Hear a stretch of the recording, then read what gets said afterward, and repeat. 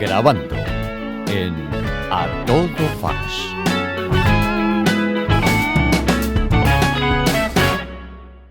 Hola amigos de A Todo Flash, bienvenidos a la primera sección de Grabando. Hoy vamos a hablar de cómo podemos arrancar nuestro home studio, qué es, qué pasos tenemos que seguir, qué herramientas vamos a necesitar y por dónde empezamos. Antes de empezar, vamos a intentar definir qué es un home studio. Un home studio, como su propio nombre indica, es un estudio de grabación que está dentro de casa, un estudio que está dentro de una casa.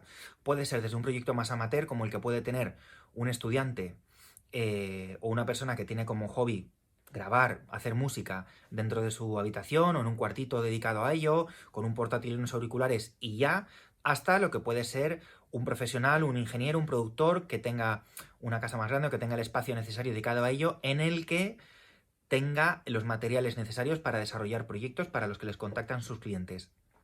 Como veis, el abanico es muy amplio y en función del nivel en el que estemos tendremos unas necesidades u otras y necesitaremos cubrir esas necesidades con un tipo de materiales más, digamos, más básicas, con unas gamas más básicas, hasta gamas más clase A, más caro, con material más específico, y todo esto lo intentaremos cubrir en estas secciones que vamos a ir desarrollando.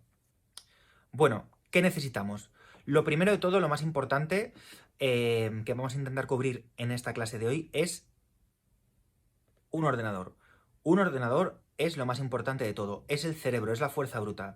Por un lado es la máquina, el ordenador, lo que va a hacer es procesar todo el audio y el MIDI, estos son conceptos que iremos desarrollando poco a poco, si no los entendéis ahora mismo no os agobiéis, que nosotros vayamos introduciendo. Va a ser el que maneje todo el peso de las sesiones. Además, va a ser el lugar donde almacenemos nuestras librerías, nuestros proyectos. Para nosotros, lo que a nosotros nos importa es, por un lado, el microprocesador, la capacidad de almacenamiento que tenga, aunque esto habitualmente suele ser ampliable, y la memoria RAM, aunque esto también suele ser variable. Por un lado, el microprocesador. ¿Por qué es importante el microprocesador? Imaginaos una autopista.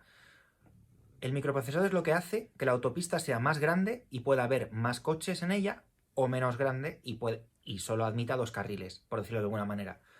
A más grande el procesador, a más potente, más coches y más cantidad de audio. En nuestro caso, me daría igual vídeos de calidad más grande, con más 4K, Super HD, cine, sería capaz de procesar si fuéramos editores de vídeo. Entonces, realmente es muy importante. En segundo lugar, nos interesa la memoria RAM. ¿Por qué es importante la memoria RAM? Bueno, la memoria RAM de un ordenador, esto si hay algún informático seguramente lo sepa mejor que yo y me pueda corregir, es la parte del ordenador donde se almacenan los programas, operaciones de lectura y escritura, y es lo que va a hacer, es igual que el microprocesador era la autopista que nos iba a dejar tener más cauce o menos, la memoria RAM es lo que va a hacer que nuestros programas permitan leer y escribir más cantidad de datos al mismo tiempo. Con lo cual, que podamos tener mayor número de pistas, menor, o que nuestros archivos sean más o menos grandes. Eso es lo que va a gestionar la memoria RAM. A partir de, hay como ciertos estándares, a partir de 32 GB de memoria RAM, con 16 podríamos trabajar, con 8 seguro que no, con 16 GB podríamos empezar a trabajar y a partir de 32 GB de memoria RAM digamos que empieza a ser aceptable, 32, 64, 64 ya es una máquina muy potente, digamos que es lo aceptable para empezar a trabajar, ¿vale? Entonces, por un lado, intentemos siempre tener el microprocesador lo más potente, actualizado que se pueda, un i7, un i9, ya tener un... Ese es mi perro roncando. Tener un M1 sería tope gama, tener memoria RAM a partir de 16 o 32 GB como mínimo para empezar a trabajar, y por último el almacenamiento. ¿Por qué es muy importante el almacenamiento en un ordenador? Bueno, siempre podemos tirar de discos externos, pero es muy importante que el disco del sistema tenga mucha capacidad. Y sobre todo que sea SSD. ¿Por qué? Porque los discos SSD lo que hacen es que la transmisión de datos es mucho más rápida, con lo cual a la hora de el sistema leer nuestros proyectos, a la hora de si estamos utilizando librerías, recuperar los datos, recuperar esos audios de esas librerías, va a hacer que sea mucho más rápido y que el flujo de trabajo sea mucho mayor y que, por ejemplo, si estamos trabajando en una banda sonora con 60 pistas, cuando le demos al play, el inicio de la lectura sea mucho más rápido y va a agilizar mucho la dinámica. Número 2. ¿Qué es lo segundo más importante? Bueno, ya tenemos el cerebro que piensa. Ya tenemos la máquina, la fuerza bruta que va a mover nuestras pistas y nuestro procesamiento de audio. ¿Cómo metemos ese audio al ordenador? Con una interfaz. ¿Qué es una interfaz? Una interfaz de sonido es lo que se conoce habitualmente como una tarjeta. Voy a intentar hacer una clasificación básica para que todo el mundo la pueda entender, pero para mí hay dos tipos principales, que son portátiles o de rack. ¿Cuáles son las portátiles? Pues son estas pequeñitas, hay un montón de modelos, las Focusrite rojas, las 2 y 2, las 8 y 8 creo que se llaman. Todas estas son portátiles porque las coges, las metes en una mochila, se suelen conectar, no suelen necesitar alimentación y las sueles conectar por USB y te las llevas puestas. ¿Para qué están bien? ¿Cuáles son las ventajas? Pues eso, que tú puedes llevarte tu portátil y ponerte a trabajar desde la playa, te puedes llevar a casa de tus padres, a casa de tu novia, a casa de un colega, de vacaciones, no, ok. ¿Cuáles son las desventajas? Bueno, la calidad que suelen dar no suele ser la misma que las tarjetas de sobremesa.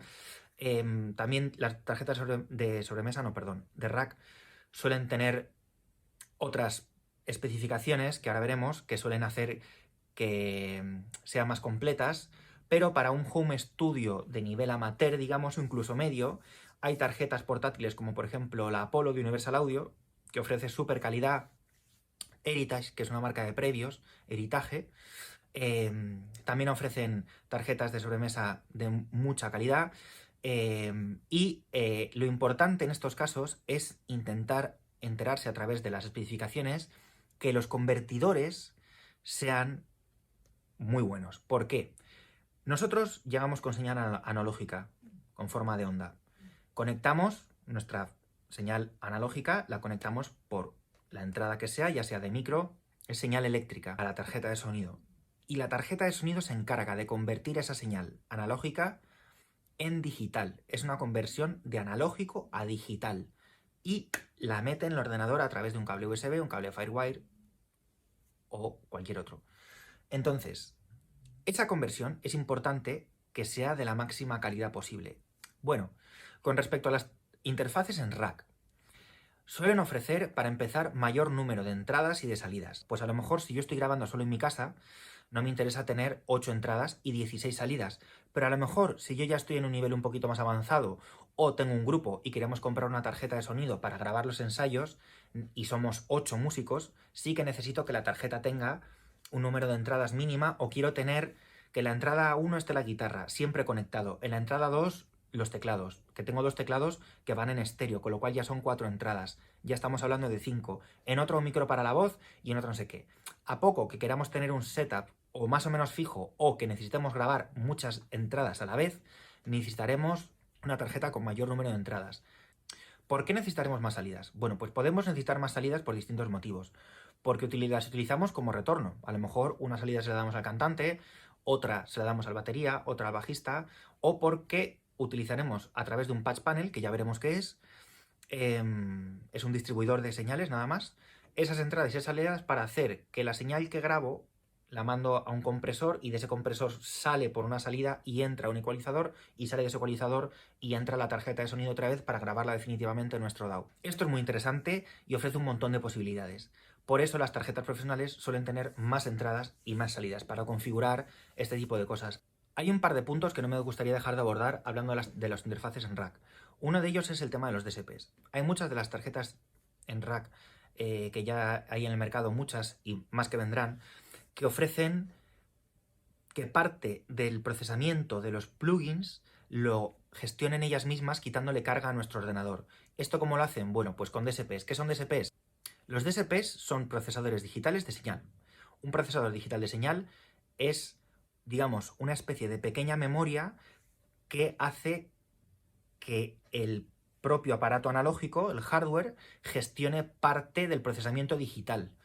¿Y en qué influye esto? Bueno, pues algunas marcas como Universal Audio utilizan este tipo de tecnología para gestionar sus plugins y que esa carga no la gestione el ordenador, con lo cual el ordenador se puede enfocar más a gestionar las pistas de audio, la de producción, otros plugins o vídeos, si estamos haciendo música para banda sonora. Por otro lado, las tarjetas que vienen en rack suelen ofrecer conexionado digital.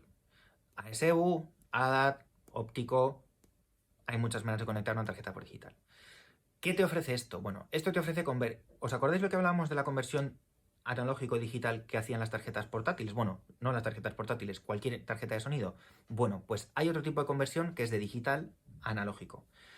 ¿Esto qué pasa? Si utilizamos previos externos, no los propios de la tarjeta, lo que vamos a hacer es que conectamos el instrumento al previo externo. Esto es señal analógica. Si tenemos muchos, a lo mejor las entradas de nuestra tarjeta no son suficientes.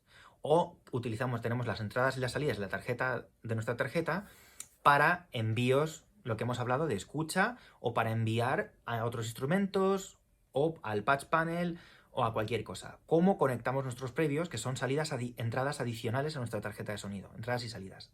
Bueno, a través de un convertidor analógico digital, digital analógico, AD-DA. Estos convertidores se conectan a nuestra tarjeta de sonido, no a nuestro ordenador directamente, con un protocolo digital. Esto puede ser a través de cable de fibra óptica o a través de otros protocolos como ADAT o AES-EBU.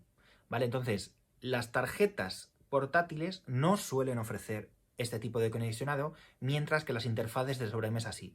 Con lo cual, a la hora, como decíamos al principio, todo es escalable y dependerá de en qué rango estemos nosotros. Puede ser que necesitemos una tarjeta pequeñita de viaje, o puede ser que estemos planteando montar un estudio semiprofesional o incluso profesional en el que sepamos que vamos a utilizar previos externos, un convertidor digital analógico, vamos a necesitar un montón de entradas y salidas, un patch panel, y que entonces tengamos que mirar otras tarjetas de otras marcas como puede ser Universal Audio, Apogee, incluso la propia Avid, Focus, o incluso marcas como Focusrite, que son un poco más para todo el público, que tengan esas características, o que sea una tarjeta fija que vamos a dejar enracada, pero bueno, digamos que hay un montón de opciones y que lo más importante es comprender todas para elegir la más adecuada a nuestro proyecto.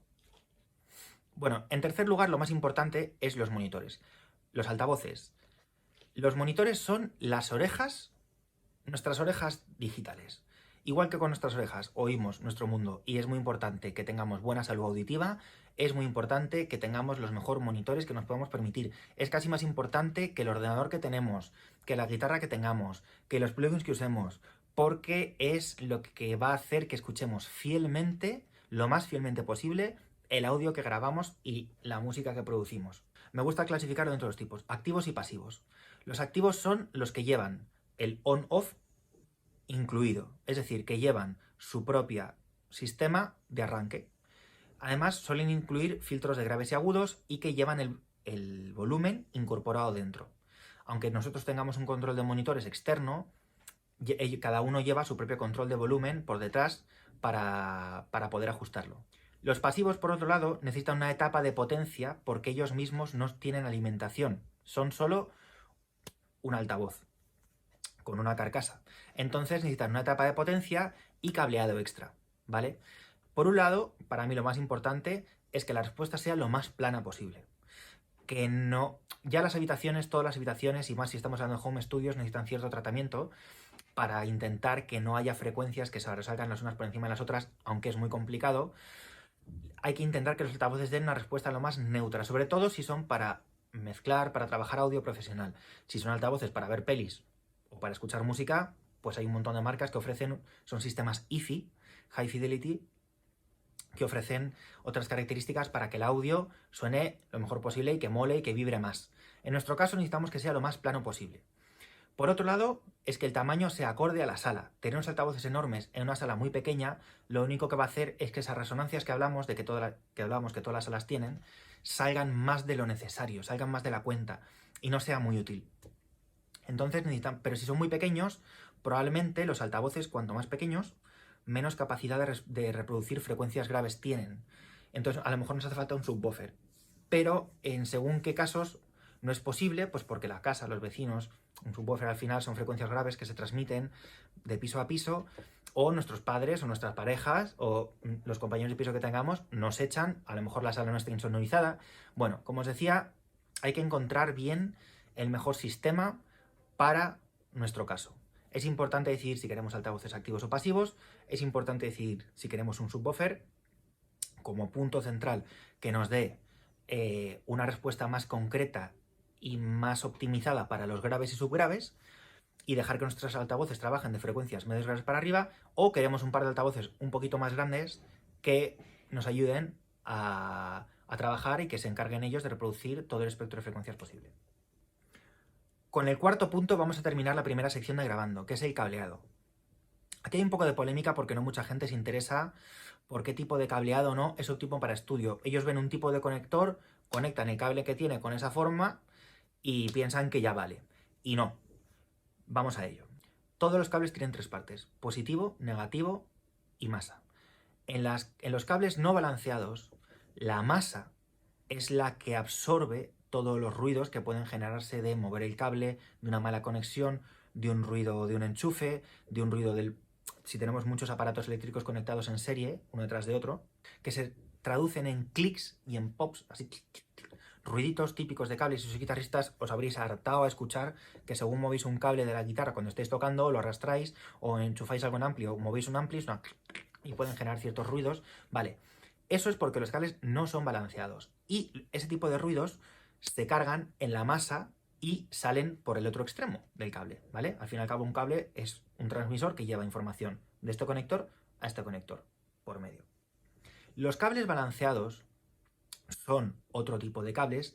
Suelen, si os fijáis, es muy sencillo de ver porque en los jacks, por ejemplo, mira, aquí tengo uno. En los jacks, los que tienen un arito negro, ¿vale? Que se llaman TS, es conector jack TS, este cable no es balanceado. Los jacks balanceados suelen tener dos aritos negros, no tengo ninguno a mano ahora. Suelen tener dos aritos negros. Y los cables que son balanceados también son los canons de 3 puntas. Esos dos tipos de cables son los que son balanceados, jacks con 2 rayitas o canon de 3 puntas. ¿Qué pasa por dentro del cable? Bueno, pues que llevan, igual que antes hablábamos de que un cable es un transmisor que lleva información de un punto a otro, estos cables balanceados llevan la información duplicada. En uno la onda hace así, por decirlo de alguna manera, y en el otro la información va invertida. Con lo cual, si en alguno de los puntos hay un ruido, a la hora de sumar, justo antes, esos ruidos se cancelan y justo después es cuando se suman y hace que la señal duplicada se borre y se queda solo con la señal original. ¿Esto por qué es importante? Bueno, cuando estamos grabando, por ejemplo, yo aquí atrás, no sé si lo veis, en algún momento os mandaré alguna foto o la pondré por aquí. Cuando tenéis mucho equipo conectado uno tras de otro, es como cuando si sois guitarristas y tenéis una cadena de pedales muy larga. Cuando hay un ruido es muy difícil averiguar de dónde viene, y más si es un clic o un pop puntual. Estos cables balanceados lo que hacen es que, como dentro del propio cable estas mini interferencias se anulan y se cancelan, te quitan un montón de problemas y por eso es muy importante. Además admiten tiradas más largas de cable. Con lo cual, si tenemos mucho cable, mucho equipo conectado uno tras de otro, y digamos que en un estudio profesional puede ser que haya mucha distancia, es muy importante poder quitarte cuantos más problemas de golpe o cuantos más problemas de primeras. Así que, por favor, en vuestros estudios, desde el principio, para conectar desde un micrófono a una tarjeta de sonido, desde vuestra tarjeta de sonido a vuestros altavoces, me da igual si la conexión, si el conector es jack o no. Por favor, cables en el estudio, siempre cables balanceados, quitan un montón de problemas, siempre que podáis, ¿vale? Y con esto terminamos la sección. En el próximo programa empezaremos a ver teclados MIDI, un poco de DAWs, qué tipos de DAWs hay, sistemas de grabación para casa, para grabar sin ampli, bueno, un montón de cosas súper chulas. Nos vemos pronto.